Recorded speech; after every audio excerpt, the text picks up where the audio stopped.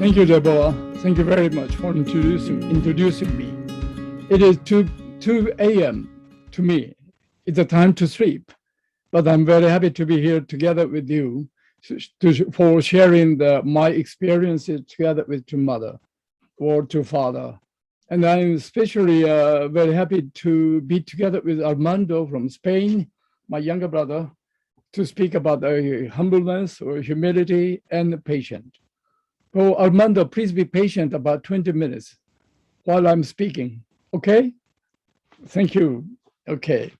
Thank you very much for inviting me to this program. The topic, I was asked to speak humility and the patient, are very big and sensitive topics. So let me speak about my views to the two parents, humility and the patient, sharing my personal experience together with them, so that you can discuss more about humility and the humbleness or patient more after this.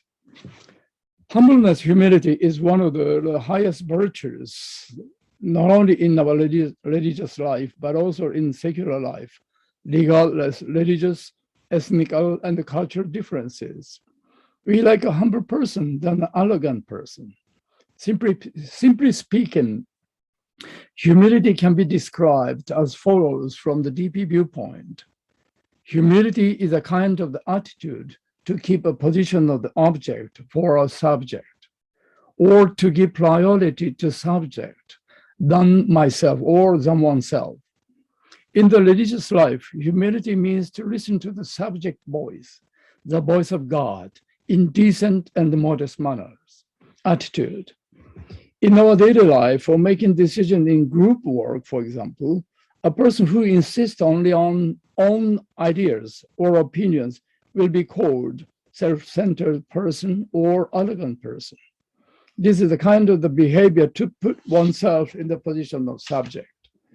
The arrogance always manifests itself in the attitude. I'm not saying that we should not be independent, subjective, or I'm not denying individualities. This is the issue of the priority in our heart. For avoiding being arrogant, it is required in Asia, particularly in Korea, to have a habit to greet to elders, to the higher authorities. Of course, to God. Kids in Korea and Japan are taught in daily life to greet to others by mom and dad in daily basis. Conviction or confidence are totally different from arrogance. Conviction can be stronger if we can have a solid foundation such as scientific truth, deeper knowledge, experiences, and faith to God. I'm telling that to put myself in the position of the object means not to give higher authorities to myself, to higher priority to myself, to my idea only. You may have better solution to an issues, yet you had better have an attitude of listening to others to find out the better solutions, better way of solve the problems. The democracy of the political and social system has to be established upon that foundation, basic morals. For those who have faith, the absolute subject is, of course, God, our heavenly parent. In the 10 Commandments of Moses, God declared himself as the absolute subject, saying, "You shall have no other God before me, and I am that I am." This is a strong self-declaration that there is no absolute in man-made items or ideologies. Communists advocated that the communism is a scientific truth, but the communism was approved wrong or not truth. Anything man-made cannot be like God, eternal, absolute, unchanging. Atheism, therefore, the ideology to deny God will be understood as an ultimate arrogant ideology.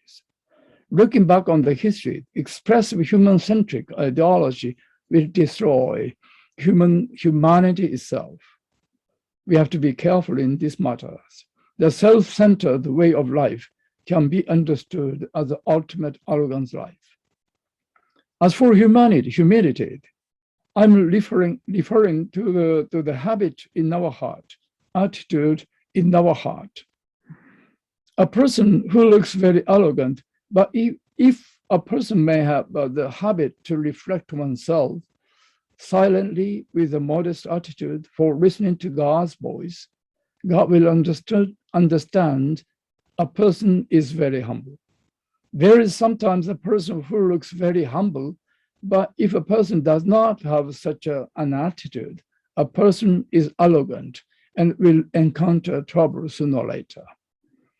Moses was a man of strong conviction that the Yahweh would guide the people of Israel to the land of Canaan. Moses must be a very difficult person to compromise or to work together.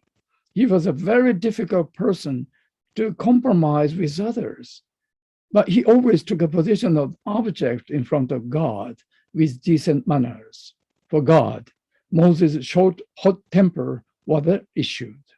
God thought that his fiery, impatient, short temper might cause a big problems on the way back to Canaan.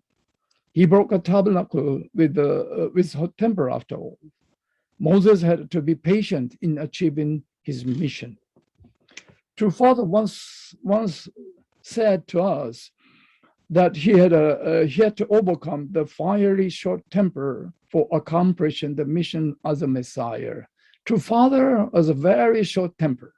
His character is a very short-tempered person originally, but he controlled it for achieving the mission as a Messiah.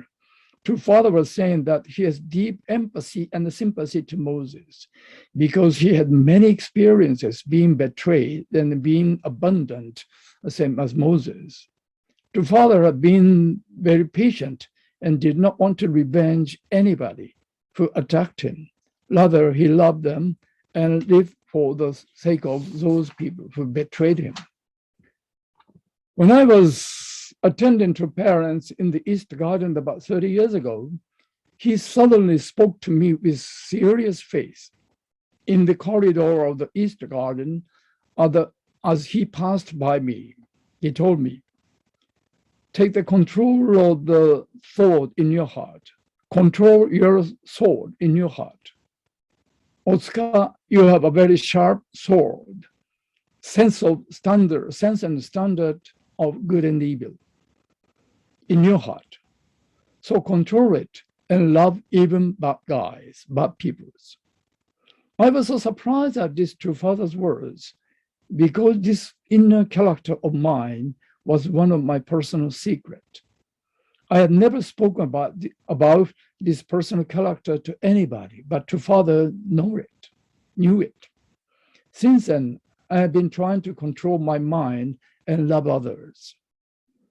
I have witnessed True Father's humility and patience. Let me share some of them.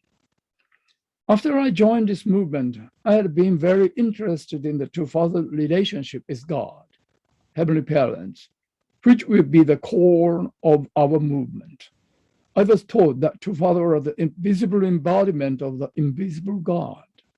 Then, how should we understand his relationship with God? I thought that if True Father was not humble in front of God, this movement would not last long. This human-centric movement will perish sooner or later. That's what I thought. So I carefully observed True Father's attitude towards God in many occasions.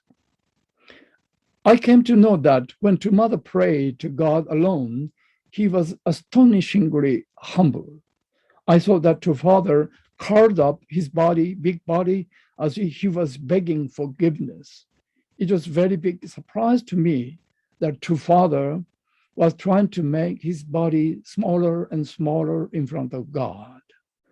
According to the testimony by a brother who saw True Father in the Dunbury prison, True Father prayed in that way on his bed, even in the Dunbury prison. He did not stand in front of God as if he was bragging about his achievement. He hates to show up in front of God with a heart to brag, something, to be proud of something we've achieved. True Father strongly suggested us many times not to brag our achievement in front of him, not to be proud of our own achievement. This is very strong command True Father gave to us. Please try to access to the True Father, True Parents prayers. In that prayers, you will soon know that True Father was always trying to console God's heart in prayer. His prayer in Korean, even in Japanese, were very poetic and filled with the heart of filial son. I'd like to share about my unique experience when I was young. It was a long time ago anyway. We encountered the serious challenge. The sudden direction that he gave to us was overly unrealistic and difficult to carry out. So we reported to him, we refused to do it, saying that we could not make it. But to Father, he strongly spoke to us, saying, it is written in this book, in this notebook, so we must make it. This is God's command. This is an instruction from him, so we can do it. It is written in this notebook in that way. And he showed the black small notebook. This was very surprising. He repeated over and over, it is written in this book, in this way, in this notebook. I thought that person who wrote that instruction is True Father, he himself. But True Father was speaking, it was written by God. We can learn from this lesson episode that God is True Parents' central figure. True Father is a kind of the object beings in front of God.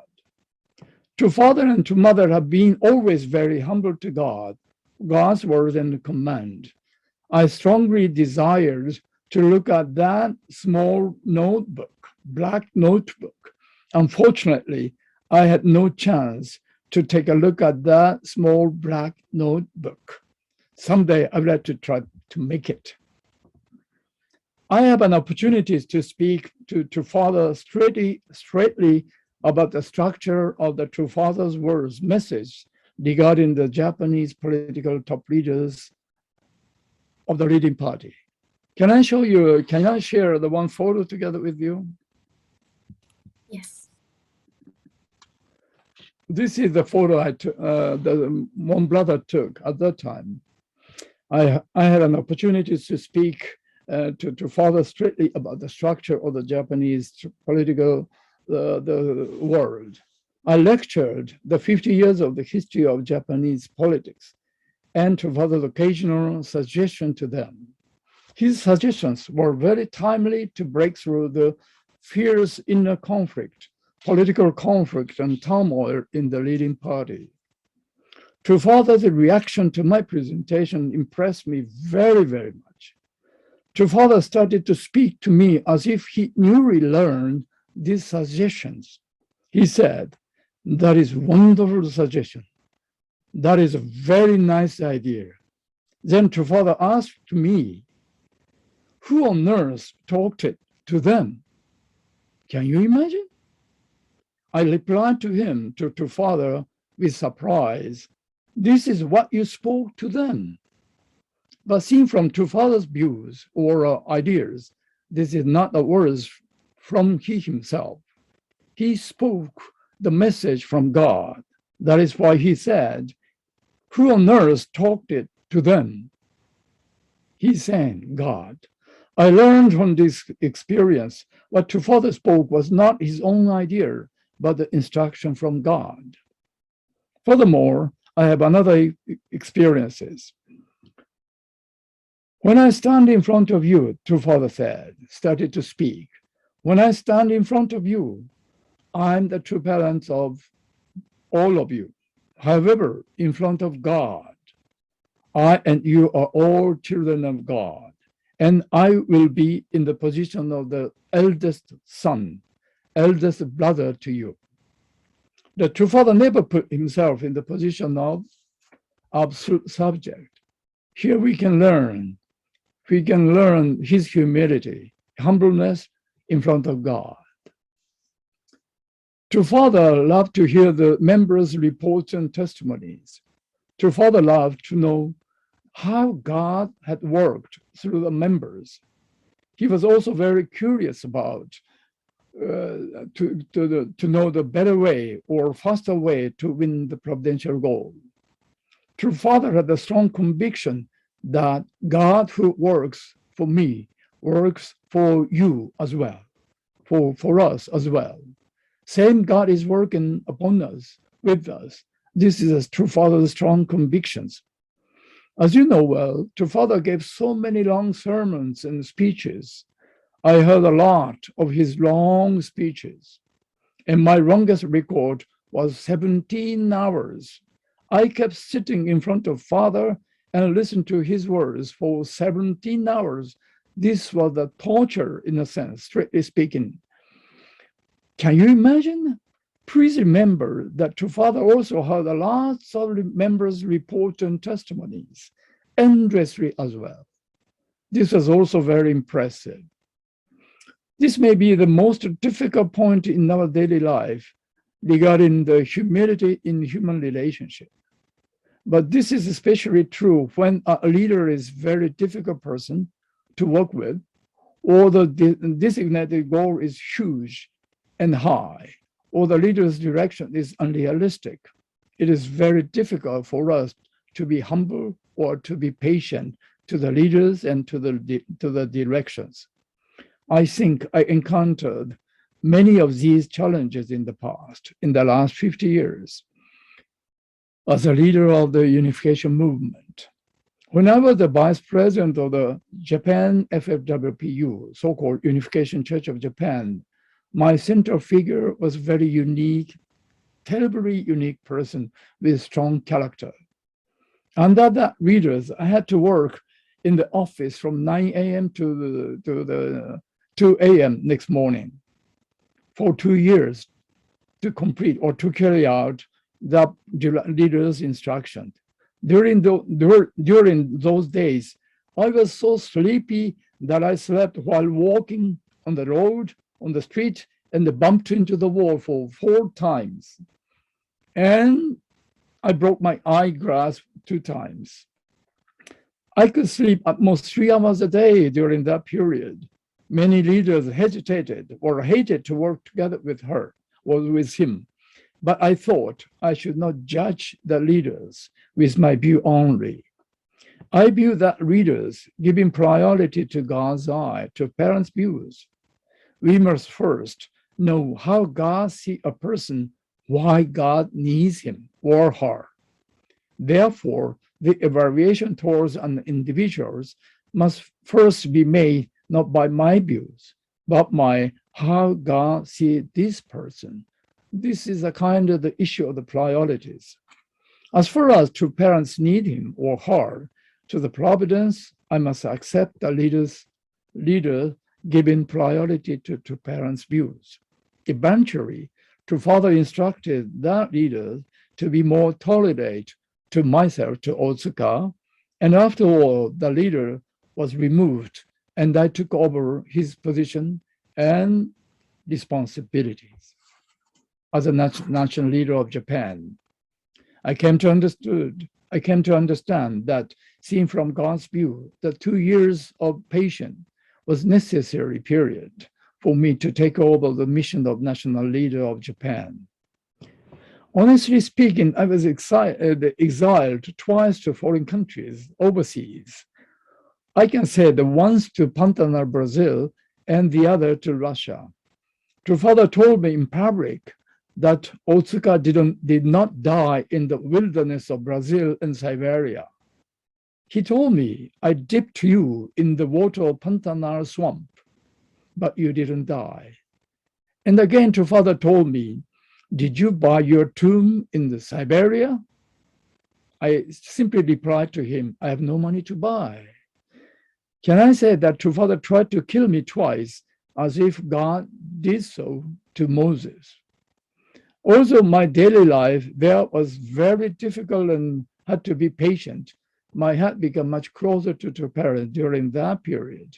Even I had a dialogue with two fathers, sometimes spiritually, while I was on the bed, sleeping. Parents' greater love, concern goes to a child who are in the terribly difficult situation. Since God is absolute subject, God can give his grace, love, and wisdom to those who takes object positions. God works upon the humility in heart. Taking the inner attitude and or of humbleness, you will feel that God loves you. God gives better wisdom of life to those who have a habit of humility. God gives greater creativity to those who are thirsty for truth and ultimate beauties. Being humble in front of people, we can reach to a better solution or thought. Human humility brings unity to us, and that unity makes our movement prosper. According to the Jewish understanding of the selection of Mount Sinai as a place God spoke to Moses, God selected lower mountain Mount Sinai because Mount Sinai was lower than any other mountain, proud higher mountain around, and had nothing to be proud of. Humbleness based on God is not suffering at all, and the humility for him will fill up your heart with God's love. We can feel being humble and being humble, I was satisfied. Being humble in front of God, we can keep stronger determination and a conviction towards God's will. The more we are humble, we become humble, the more we can be confident person with joy and happiness, with smile. True Father said that he was the man of the short and hot temper.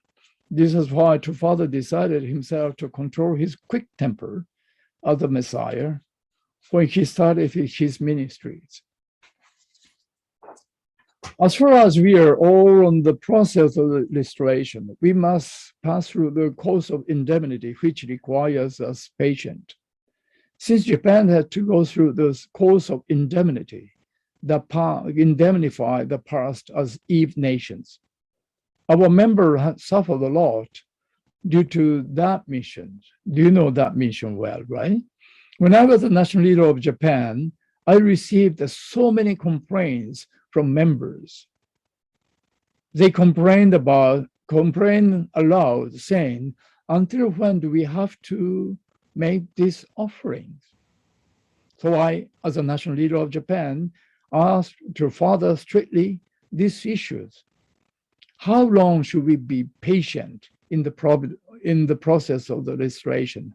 I asked strictly to Father in this way. To Father, it is written in the DP book that we must pass through the certain indemnity period. Until when do we have to go through? To Father instantly understood what I meant and replied, until you win the goal. This was a striking answer to me. This answer means that Japan must go further difficult way of offerings until we can win the goal of restoration.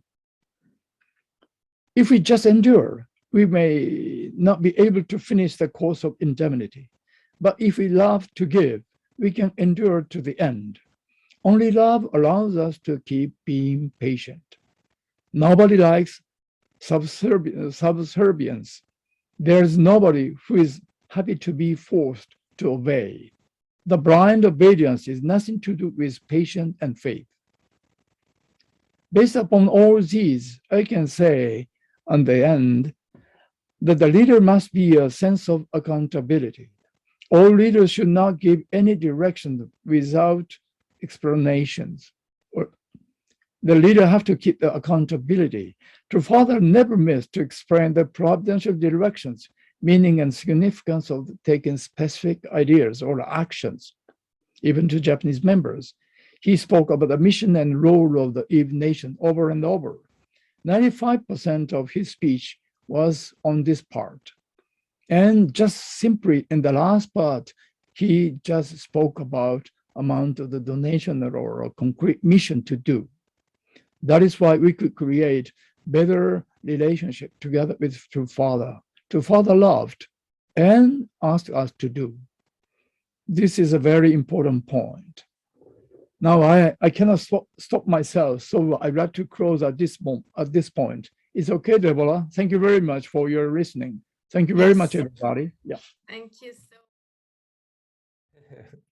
All right. Thank you, everyone. And thank you, Mr. Otsuka. Well, it's a difficult thing to talk after him, right? Because, you know, I'm a younger brother and I don't have all that experience. So anyway, I throw in some ideas for humility and patience, that they are two very different concepts. And hopefully I can say something that is interesting. For me, humility, of course, these kind of words like humility and patience, of course, all of us, we experience humility and patience in some way. We have a degree of humility and patience in some way. If not, we could not manage in society. That will be impossible. But of course, when spiritual masters, spiritual teachers told you about humility, of course, they are telling you something of a different dimension, let's say, a different kind of ball game. Is not the typical humility that you have as a student in front of your teacher in the university. Is not. It's something of deeper thing. So I throw here, first, you know, to have a definition, it's really difficult. It's the kind of thing that you experience it and you say, oh, how sweet it is.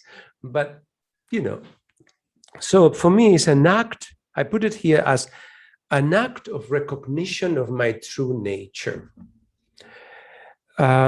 in front of God, in front of people, in front of nature, and in front of myself. You know, many times we go through all these fake identities. Who are we in front of people? Who are we pretending to be in front of others? Who do we think we are in front of ourselves? All these things let us be many times deviating our let's say our behavior, or over worry about something. So many times it's an act of nakedness. Like Father said in the prayers, many times in his prayers, Father said, oh, you know, our beloved Father, how we would like to hold your legs, how we would like to hold your hand, how we would like to caress your hand. Father will say things like that in his prayers to God. Because of course, humility is an act of nakedness. It's an act of saying, you know, here I am, you know, in front of you. I am not nothing, because that will be arrogance. To say I'm nothing is arrogance. I am here and I'm your child. And in front of people, I am here and I'm ready to serve you. And in front of nature, I am here and you are sacred to me. Same like Mr. Otsuka was talking about Sinai Mountain and how God told Moses, please take your shoes off, because the land you walk on is holy. So my feeling in the holy community, everything is holy. You know, we have to understand that the times we are living in our society, we have to treat nature with a sense of holiness. It's like God is speaking to me. So when you have a sense of I'm superior than this particular animal, or I'm superior than that particular thing, or I have the right to control this, or I have the right of property over some land, you have to question yourself. Are you sure? Are you sure? Because they are holy, you know, holy items, holy environment that God gives to you. So this sense of holiness is something that has to do a lot with humility, to realize that after all, you are here, trying to offer yourself to God.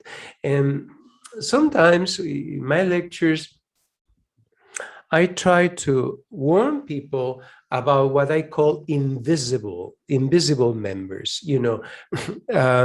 When people misunderstand humility for becoming invisible, like you go into a place and you pretend that you are in a little corner and that you are not going to bother anybody. You are going to be so humble that nobody is going to pay any attention to you.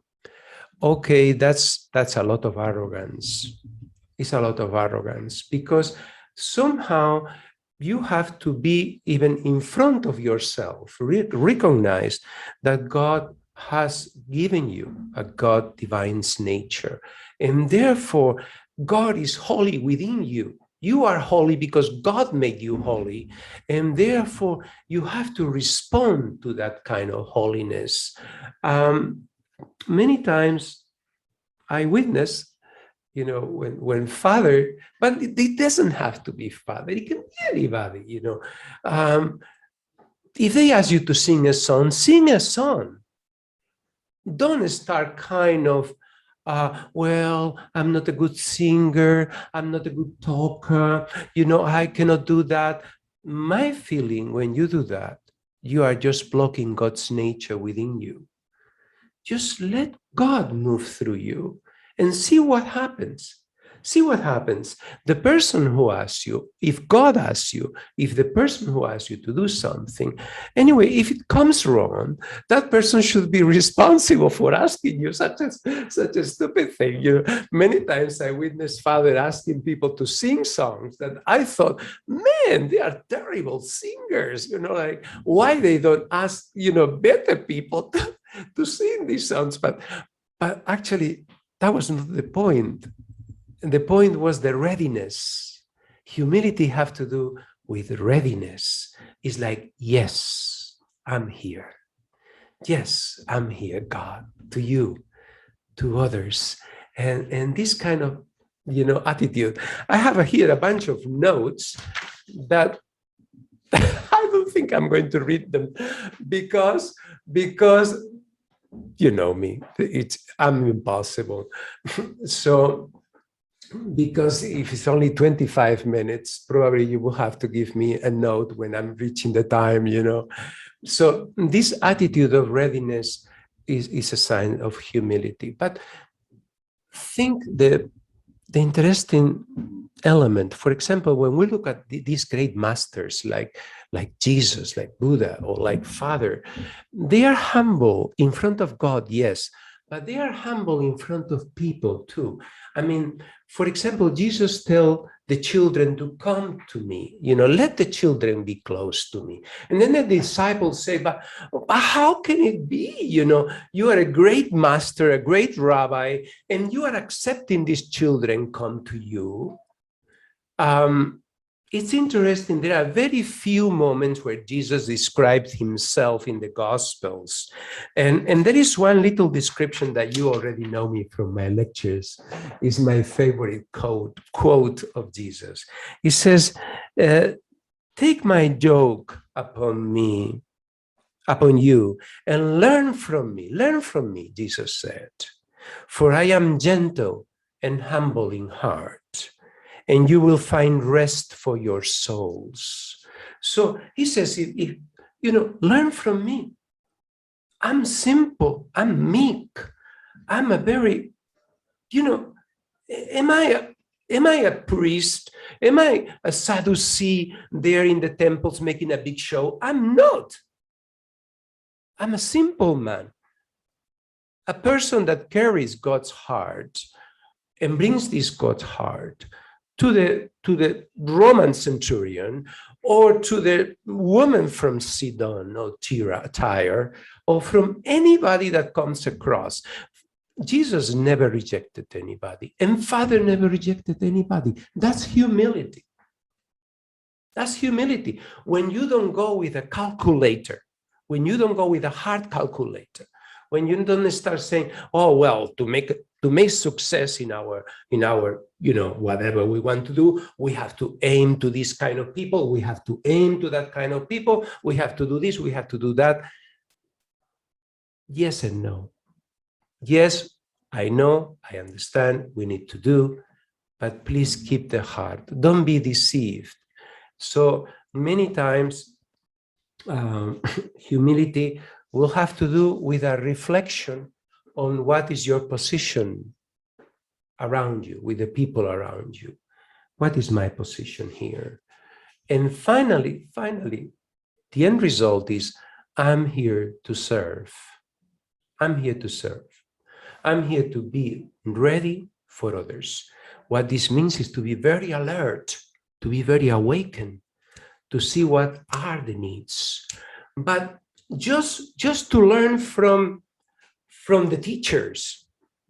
No, to learn from anybody. Anybody can be a teacher to you.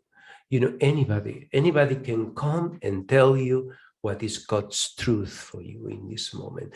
So you have to have the humility when you are in a position of giver, in a position of teacher, of subject, giver, whatever you want to call it, to keep a humble position. And that means if you need to say sorry in public to people, you say sorry. I made a mistake. Don't confuse a strong person with a person that never says sorry. That's a two different thing. That's an arrogant person, from a spiritual point of view. From a spiritual point of view, there is nothing to defend. There is nothing to, nothing. My position is, it's in the altar, in God's altar, and whatever he wants to do with it is fine, So be ready to recognize. Humility is to be ready to recognize your mistakes. In any field of study, in any field of research, you need the humility, not to be stubborn on your own ideas, not to be stubborn on your own concepts, but to say, hey, I made a mistake. And you may think in a kind of subject position, in a kind of teacher, for example, as a parent, as a father, as a mother, to recognize your mistake in front of your children, you may think, oh, I'm losing my position, I am losing my image. No, you are not losing anything. You are actually getting close to them. And, having a bond, a heart bond, to say, here we are together. And the same thing with you are a receiver, when you are in the position to receive, to be humble, to be, ready. It's more easy when you are a receiver. Perhaps it's more easy to be humble because you are there listening, learning, and stuff like that. But please be careful, because anybody who receives comes the turn to give. You are not going to be a permanent receiver. God is not going to keep you on a permanent receiving, process. Sooner or later, all what you have received, you will have to give, or you will lose it. You will lose what you have received. You understand? And to me, one of the most beautiful things in God's providence is how he makes the low high and the high low. I mean, how he doesn't have any concept. Like he goes there, the prophet Samuel goes there into Jesse's family and trying to find a king for Israel, and finally finds this kind of fair-looking little boy, the younger one that nobody expected to go anywhere. And then God chooses that person and makes that person big. Please understand, you as young people, what makes you strong is not how many years you are in the Unification Church. It's not how many principles you know. What makes you strong is God's Spirit within you. And that happens in any moment. And that happens you are pure in heart. Those pure in heart will see God. Okay, so somehow, to me, it's always a kind of encouragement to realize how beautiful is God. Because in a sense, how our father, our mother don't care whether you are smart or whether you are PhD in something or you are whatever you are. He doesn't, of course, he's very valuable these days. I mean, don't hesitate to have it, but it's not important thing. God will make you big on your reliance on God. Is when you rely, is like Father is a great example of this. It's like to say, you know, I'm so in front of you. I'm not nobody, but I'm just a child, you know, and I can do things because you are with me, because you inspire me, because you are always present in my life. So this is important for us to feel that it's not when we think about, okay, let's prepare the future leaders of the unification movement. And then we think about all these teachings and educations and stuff. That is very necessary. Actually, it's very necessary. But the key education is this awareness that with God, I am strong. Without God, I am weak. I'm nobody. This is very important. That's what, you know, the history of religion teaches. You know what is there. Okay, so I think this is like a tick-tock, tick-tock, tick-tock, you know, run, run, run. So I cannot talk so much about, let's say a little bit about, well, let me tell you a story, since Otsuka said a story about father. I think I don't have that many experiences, of course not, but I treasure them. I treasure them. It's like, you know, they are beautiful to me. And to me, one of those things that I thought, Father's humility, Father's, you know, a man of the people in a sense, when he wanted to be, is I remember that particular day in New York, in Belvedere, Creation Day, the day of all things. Many times we had the celebration in the lawn, in the grass, you know, outside. It was beautiful. It was one of those, you know, hippie moments, heavenly hippie moments. You see Father talking to you in the beautiful, you know, early morning, and then everybody on the grass, sitting on the grass. So it's so cute. I would give $1 million to go back to that. And then Father gave this speech, like always really long, right? And at the end of the speech, Father said, have you been in my house? And out of the blue, to 1,000 people sitting on the lawn, you know, on the grass, saying, have you been in my house? Of course, we said no. We never went to his garden. So, and then Father said, would you like to go to my home? Of course, yeah, we want to go to your home. You can imagine all these Westerners and Americans, you know, with this kind of, you know, child type attitude about everything in those days, of course.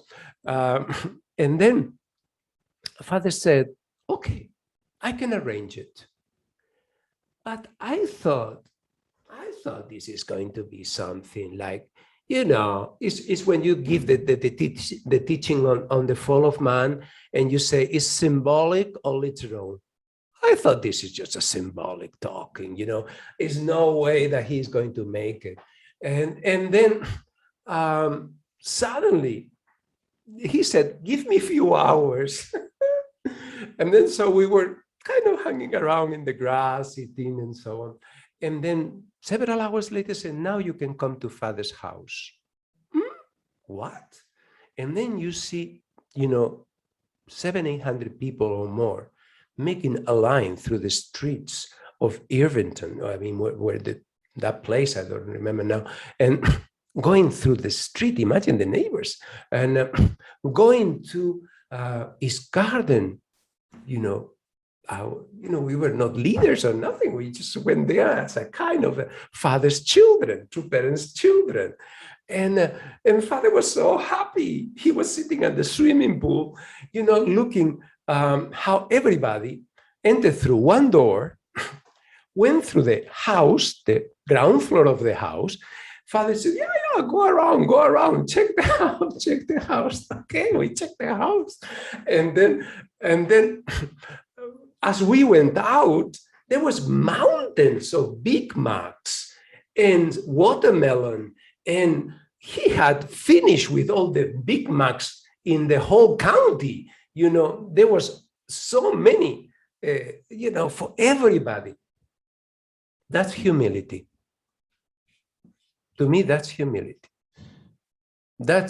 He was all the time sitting by the swimming pool as we were entering, coming out, taking the Big Mac, bowing down, smiling, saying thank you. It was so cute. I mean, it was so beautiful. And he took care of the details. He didn't just say, okay, you can come to see my house, but I will not be there, okay? I'm a top leader and I will be somewhere in some of my holy rooms while you go there through my house. Father didn't act like that. Father was sitting on the swimming pool, and Father took care of having food for everybody who came. You remember the multiplication of the fish and the bread of Jesus? Something like that. It was very beautiful. So I think with this story, my time for patience is almost over. So anyway, how much time do I have? 5 minutes? I think a few minutes more is okay. A few minutes more. Okay. For me, patience is completely different. It's a different ball game.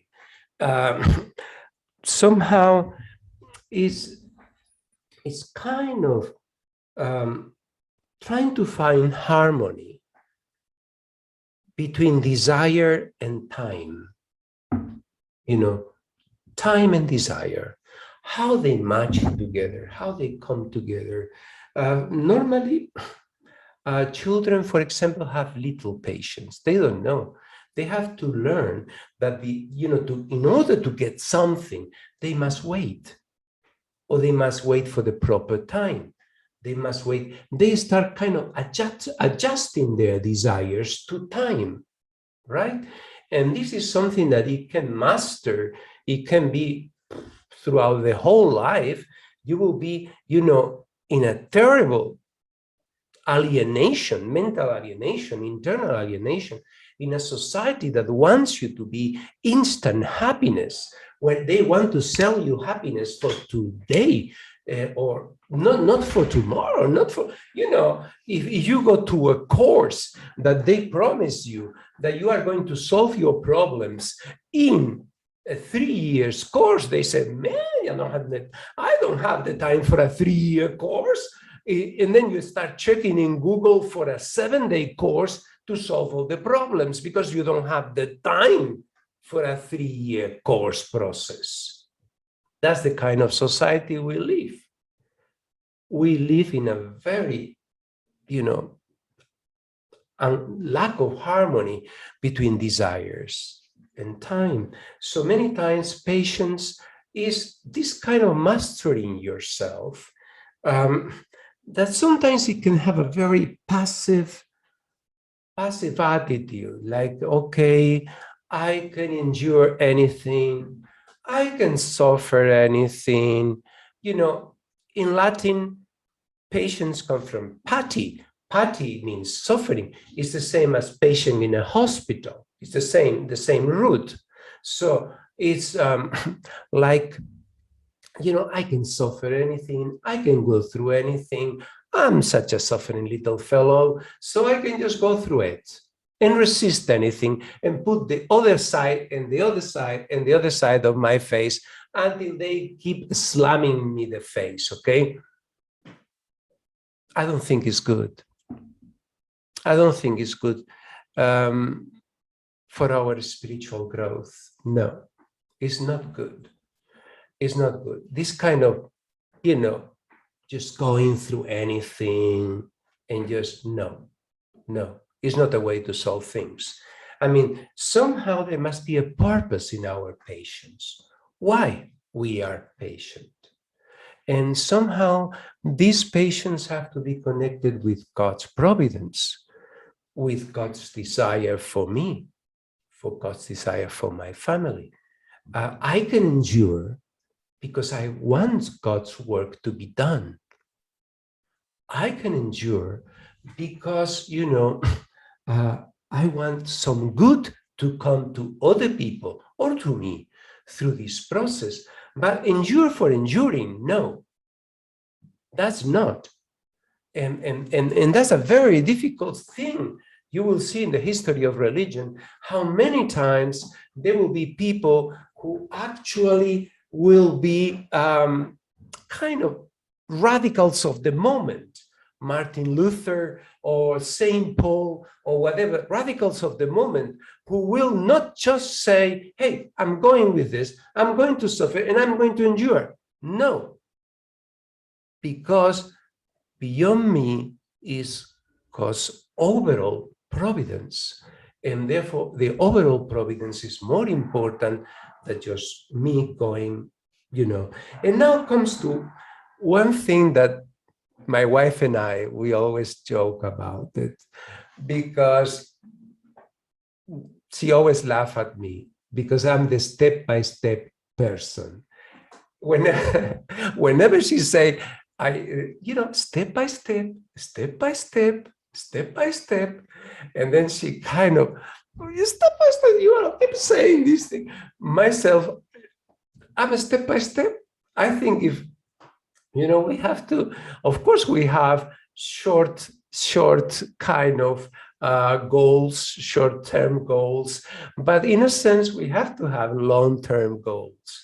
Where we want to go as a movement, as a community, as a family, as a person, they are long-term goals. And to accomplish them is I don't know if you, for example, find yourself with a string with many knots and, totally entangled, and then you get upset, frustrated, and you want to untangle the strings. Actually, it's not a question of how strong you do it. No, it's a question of untangling, knot by knot, and going through the patient in Spanish, of course, in English, it doesn't sound. Science, paciencia in Spanish, and ciencia in Spanish, science is the same word. So you need patience for science. That's why we say in Spanish, because it just rhymes. So it's very important to use this. Patience probably is very much connected with wisdom. Like same with entangled stream. Not just to persevere for the persevere's sake, but to say, hey, a step by step in the right direction, wisdom in the right direction, so that I know as long as I do one step forward today, sometimes we may get crushed by great goals. It's like, we have to do this or else, go to hell, Well, that's okay. If it works, but it doesn't work. To be honest is really a kind of step by step in the right direction. Assess what is the situation in yourself, in your family, in your community. Assess it and say, hey, what's the next step? No, what is the ideal family? The ideal family is frustrating. Forget the ideal family. What is the ideal man? Who knows what is the ideal man? Don't get that. Patience is, I am in this moment here, and to go from here to there, what is the next step? That's patience. And to be able to, and I am finishing, okay, Deborah, because you are looking to me with a a mafia kind of looking. You are going to send me the Corleone here. But with what kind of mechanisms we work here, patient for what? And I think finally, patient because we have our hope in God, because we know our Heavenly Father took care of us in the past. Our Heavenly Father guided us in the present. And there is no reason, absolutely no reason, to think that Heavenly Father will not take care of you in the future. Therefore, if you make the right step, little step, something that you can do, not what the other ones are doing, no, what you can do, a little step that you can do now in the right direction, putting your hope in God. That hope, God will bless your effort, and that effort will bring its fruit in the proper time. That's praise, patience. Wait for the proper time. No, that many times God's time is different, but we have to have, and that maybe is working with humility, to wait for the proper time and enjoy the process, enjoy the process, not be frustrated by the time, but actually, enjoy the process. Yeah. So, hi. Those are my comments on these issues. I hope they are useful in some way, and at least it can be some ideas to have a little debate afterwards. So thank you so much to everyone. Thank you. So we'll start right away with a question for Dr. Otsuka, I believe. Somebody was asking, what does Choni 1 mean, as in your position? I know this could be a whole lecture, right? But That's what I want to know. Chong means heavenly, or someone in the heaven, something in the heaven. We means discussion or assembly. That is why the Chongwon literally means the Heavenly King Congress, Parliament, or something like that. I'm a member of that Parliament, Heavenly Parliament. That you can understand. But in Congress speaking, represented to parents, we have to give a kind of an inner guidance to the members and leaders of the regions. That's all I can say to you. And my main mission is to console to mother's heart, and to embrace members, and to encourage to mother more and more. That's what I have been doing. Thank you. Beautiful. Thank you so much. Second question is how to understand if a decision is made centered on God's will or not. I think there's a question for both of you. It's a very big one. So how to understand if a decision is made centered on God's will or not? Oh, Armando has a very good answer. Armando has a very nice answer to that. No, he escaped from this. I think you are, more years making decisions, so probably you know the answer. It depends what kind of decision. If it's a personal, let's say personal level decision, you are allowed, I always say jokingly, you are allowed 100 mistakes in your life, or maybe 1 million, 1,000 mistakes. It's no way that every decision you make, it will be God behind it. It's no way, that, even if you think it from a principle point of view, in order to feel, theoretically speaking, you will need to be, in direct dominion of God. You need to be in a position where really God speaks to you directly. And of course, we are not in that position. Not. So here comes the humility, saying, I am, as a decision-making person, have to recognize that since I am not in the direct dominion of God, a percentage of my decisions will be mistaken. Like 30%, 40%, I don't know. It depends what you want. And therefore, if the mistake is made, then, to learn from the fruits, to learn from the results. Like, obviously, if you do something that is following God's desire, by the fruits, you will recognize them. So somehow that decision will make proper fruits. If that decision creates hate, tension, revenge, something like that, probably you can go back into the Old Testament time, New Testament times, or in our early church, history with fathers' early days. Yes, that's different. But now we are in a settlement time, and our decisions have to be a little bit reasoned so that they produce good fruits. But that's my opinion, okay?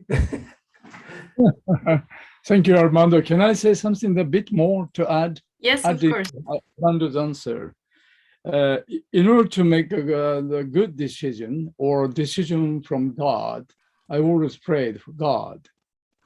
That is only one of the base or foundation for us to make a kind of a good decision. In case I cannot make it, I will ask to the members. They may have a good answer. This is another. And then if we all do not have any good answers, I always back to the True Father's words, finding now the good solution in that book, including the Bibles. What I love, the Bible is the Old Testament. I always goes back. This is another way.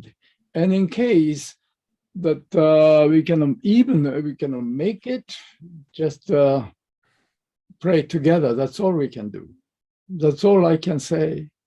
But leaders, as the decision makers, we always reflect ourselves silently, objectively, with humble heart.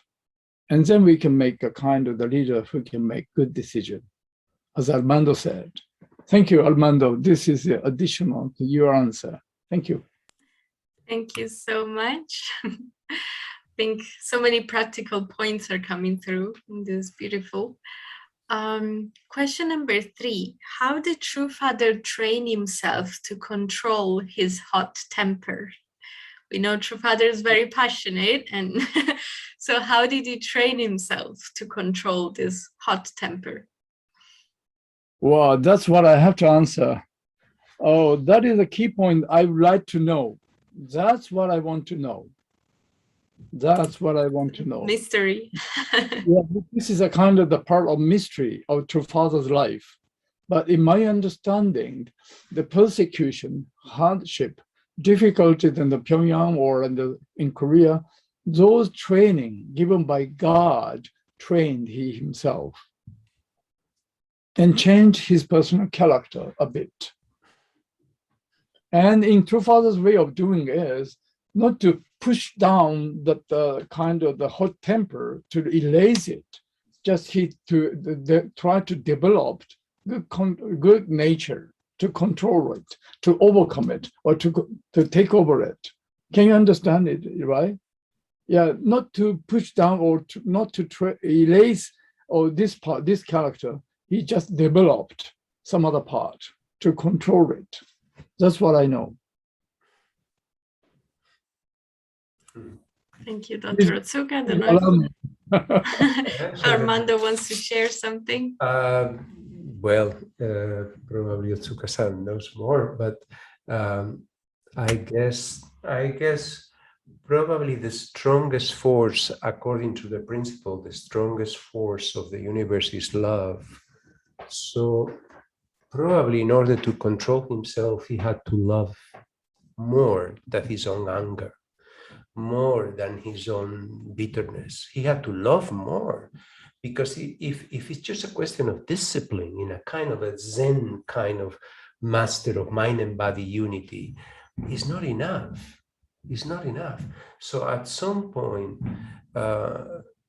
he had to come back to love, to say, I love God so much, and God loves me so much, and I love so much Korea, and I love so much this world, and I love so much Jesus, and how can I betray those people? How can I betray you?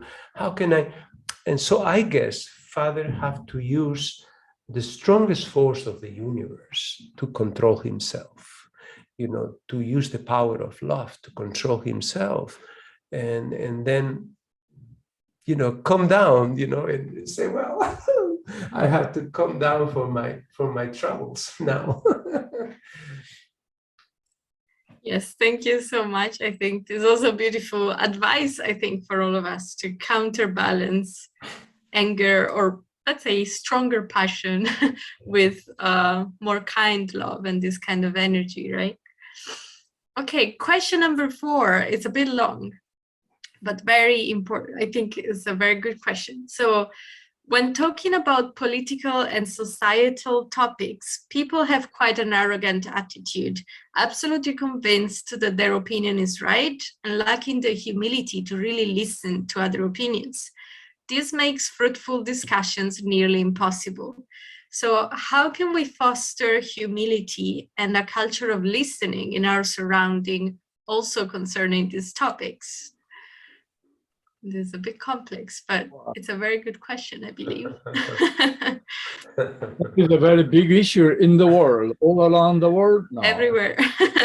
Everywhere. This is a very, very unique phenomenon in the human history. The people speaks as they like. This is a very big problem. Of course, they can speak as they like, but also they have to have a kind of the attitude to listen to others without any violence, any the physical force. That is a very, very crucial point in the world now. I cannot give you a clear answer. Probably Armando have it. He's, I think he's joking, but no, I don't have the answer, of course. I mean, when you say political leaders, economical leaders, and these kind of people, they sell words by the pounds. It's like, give me a kilogram of words, because there is nothing behind those words. What can we do about it? That's what I'm more interested. Obviously, I think once we play a role in society in the future, when you play a role in society, you become school teachers, you become nurses in the hospitals, you become something in society. Don't follow the same example. Don't follow. Try to be a humble model, that's what is missing in our society, true models of behavior. People young people in the schools, in the television, whatever, they can see as models.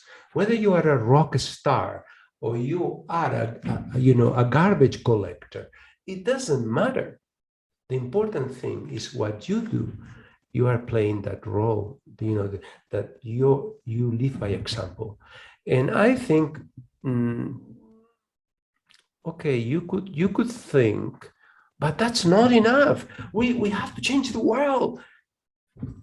Yeah, change it. Change it if you want to. But that's not possible, Again, why to worry about something you cannot defeat? But what you can do, I mean, you have to think in what you can do. And what you can do is the places where you are going to be in society. Be a proper model. Don't follow other people's, behavior. And who knows, maybe God has an incredible position waiting for you in the future if you have such a model, you know. Thank you. What comes to my mind is that, especially with this question, I think both humility and patience play a very big role when, you know, trying to kind of find solutions to today's world where everybody feels entitled to have their own opinion, which is a good side, it's great. But at the same time, it can also cause problems, isn't it? You know what is going to happen to many of you trying to be a role model? That you are going to be accused of being stupid, naive, silly, not knowing how to play the game, not knowing, I mean, they will misunderstand totally your motivations. So the temptation to just say, why I need to, you know, get through all this when I can just let it go and become like one more of the game. If you are one more of the game, then you don't change the world. You will be another person talking about changing the world in coffee times. You know, that's it. You are only discussing in a table about changing the world. But if you can actually be strong, that is humility. If you can be strong to say, no, I'm going to be a righteous person, I'm going to be a good person, a serving person, even if nobody understands it, then I think then the world can have hope.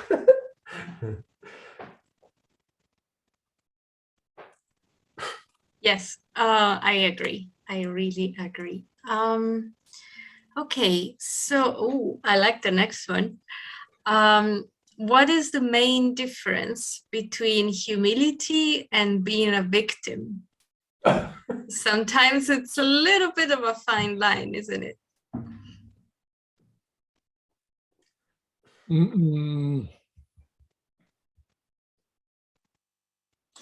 So I cannot understand what this questioner is saying, honestly speaking, humility and victims. I want to have a personal discussion with that person. Poor guy. Dig out more of the problems he has or the issues she has or something. And then I can give a clear, some other better answer or suggestions. So sorry, yeah, that's all I can say to this question. Armando has more. Sorry, Ne. I'm such a talkative guy, so it's amazing. And I didn't drink coffee yet, so you can imagine. I think they are totally different. It's a misunderstanding of humility if we put it in a victimized way. Like, you know, I'm here to be very humble person, not to open my mouth, to say yes to everything, to follow like a little sheep or my little lambs, you know, hanging around. No, for me, this is not humility. This is a false humility. Humility have a different results.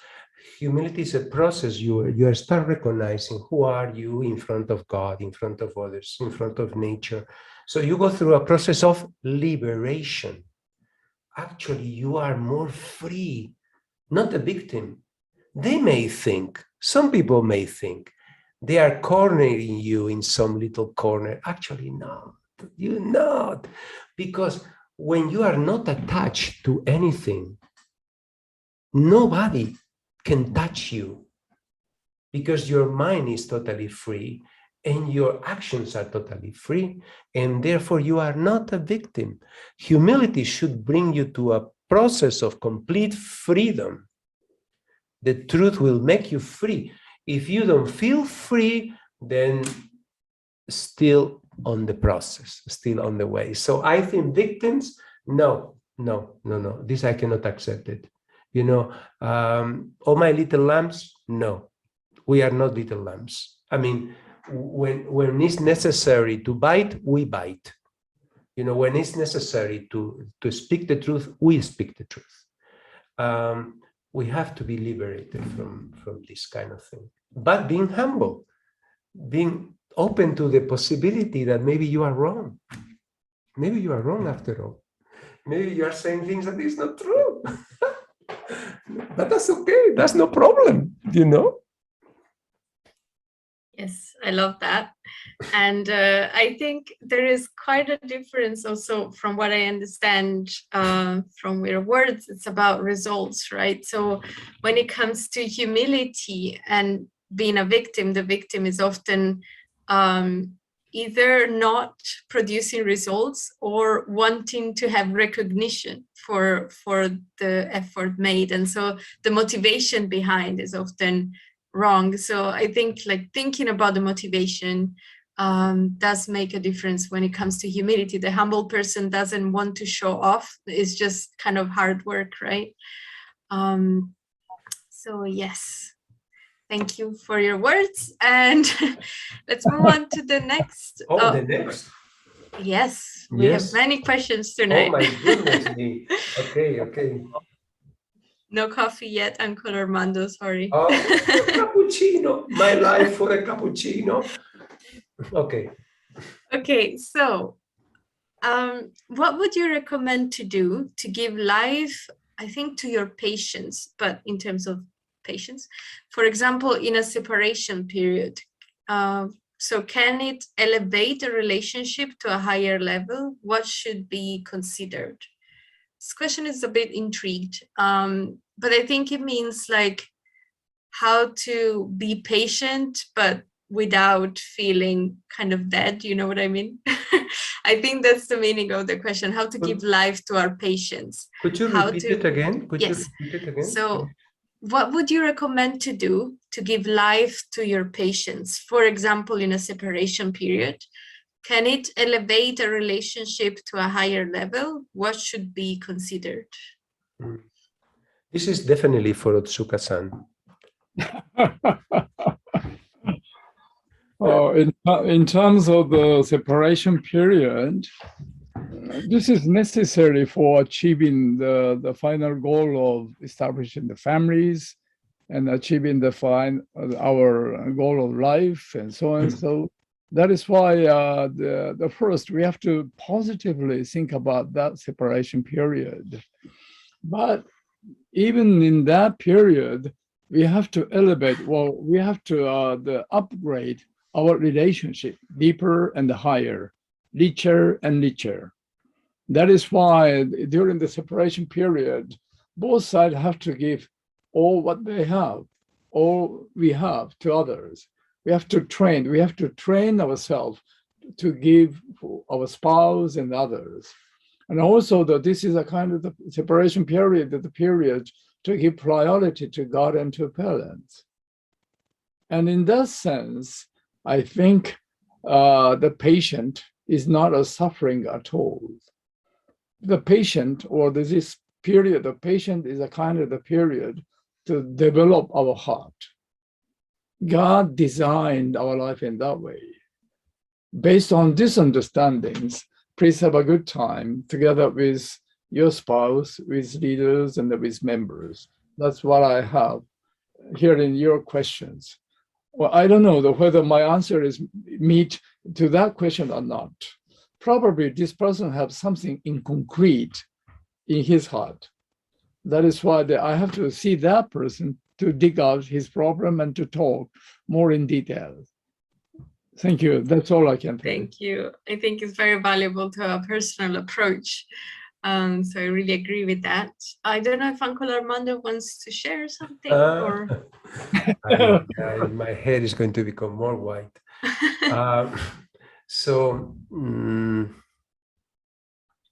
My feeling, of course, separation periods, all kinds of separation, right? Even when your parents died, when separation is part of human nature, origin, division, unity. The separation is part of. So go back in time to say, oh, I want to hold on to the past. It cannot happen. It cannot happen. The past has its own space, and we can honor it but it's the past. So we can rather going through, anticipate the future, like to say, oh, when we meet again, we are going to be so different. I'm learning so many things in this process, and you are probably learning a lot of things in this process. So when we come together again, you will not be the person of the past, and I will not be the person of the past, and we will meet in a new future. So, separation is natural, and we have to accept it. We have to accept it, even if it's a permanent separation, right? A permanent separation, from your father, from your mother, from your grandparents, is natural. And somehow you have to, go through the process with a natural process. Yeah. Yes, thank you so much. We have one last question. And this one is about humility. So, and it's a very good one, I think. It says, we are not meant to want recognition for our actions, but I've always felt it's natural to want what you've done to be received well. So how do you distinguish this? Is it really wrong to want recognition or acknowledgement for your actions? Surely this is good give and take. Uh-oh. This is Otsuka-san's, definitely. Oh, no. This is a very typical Western question to the Asian. Oh, no. I cannot fall into that. You have to make it, Armando. But this is a very, very important point. But as far as I experienced, God knows everything. That's always, this is a kind of the point I always keep in my mind. So I just refrain from expressing or speaking about my achievement. But sooner or later, somebody will testify. Somebody will speak for you. This is very important. So, of course, we have a kind of the heart or a mind to express our achievement or something in ourselves. That is good. That is no problem at all. But try to be modest and try to be kind to others and try to praise others who work together with you. And then all your expression to show up or your achievement to others will be accepted. That's always in my mind. So in case I did something very huge mission, I always testified he did, she did. And because of this environment, we could make it or something else is. Just a way of expressing our achievement is another issue. Is this the last question, right? You said? Yes, this was the last one. We need a Western answer too. Okay. Well, there is no Western point of view. That's a cultural kind of framework. But my feeling, gratitude is natural and is part of a spirituality. I'm sure you will have one of those days talking about gratitude. Therefore, to learn to say thank you is part of the education that you learn when you are a little child. To really being aware of all the people around you, all the surroundings who are making your life possible, and to be able to respond to that love with thank you. That's very important. If you think, if you take for granted, people's efforts, then those people will feel, it's like many times I saw, and sorry, Otsuka-san, but that's my nature. Many times I just don't agree when some Western members, for example, think, oh, well, Japanese sisters, they come and they clean the dishes and they clean this and they clean that. Well, they are so serving. They are so nice. I don't think so. I just don't agree. I don't agree. The stereotype of a Japanese sister being a servant. I don't agree, simply. So if we fall into that kind of category to say, we don't need to recognize other people's efforts because anyway, they are an offering for God and the universe. And God, take care. No, because that will damage you spiritually. You, as a seer, if you see that and you are not able to be grateful to somebody who is giving their love to you, then that will hurt you. So that's why to be grateful and to recognize in a good way, it doesn't mean, the big diploma and the big show. I personally don't care so much about it. But to be grateful to each other, yes, we have to practice that. And not just because, of course, it's not a question of leaders, because among the people here that you are listening, you are not leaders. And therefore, you are not in that kind of position. I'm talking about in relationship with one another. You have to be grateful to one another for what you do to go forward. All the words of encouragement. Don't just take it for granted. Don't say, well, that person likes to serve. Actually doesn't like to serve. He's making a big effort to serve. Oh, that person is coming to Sunday service. Well, likes to come to Sundays. No, he's making an effort. So, to show that kind of gratitude is good for your heart. It's good for your humility. It's a nice medicine for your humility. Okay. Thank you. Thank you so much. I feel like we could go on for hours maybe about this topic, but I want to say thank you so much to Uncle Armando and Dr. Otsuka. I think we can give them both a big round of applause for their time and their wise words. Thank you. Thank you, everyone. Thank you so much. Thank you. Thank you for counting with us.